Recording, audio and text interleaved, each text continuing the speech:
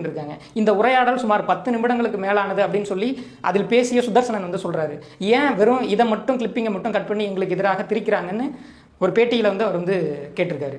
அப்போ ஏன் இந்த சிறிய துணுக்கை மட்டும் வெட்டி இதை வந்து லீக் செய்ய வேண்டும் அப்படின்றது தான் நம்மளோட கேள்வி. இதை வைத்துக்கொண்டே இவர்கள் தான் குற்றவாளி என்று பொதுமக்கள் மத்தியில் ஒரு பிம்பத்தை உருவாக்குவதற்காக திமுகவின் போலீஸ் வந்து செயல்பட்டிருக்கு.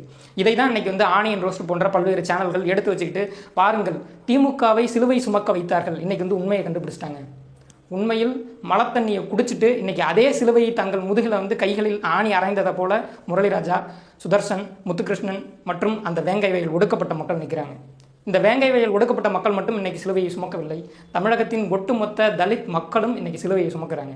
ஒடுக்கப்பட்ட மக்களே தண்ணியில் வந்து மலத்தை கலந்துட்டு அவங்களே குடிச்சிட்டு ஆதிக்க சாதியினர் மீது குற்றம் சாட்டுகிறார்கள். இனி எந்த ஒரு SC ST வன்கொடுமை வழக்கையும் பதிவு செய்வதற்கு தயங்குவார்கள். போலீஸ் ஏற்கனவே இப்படி தான் பண்ணுவான்.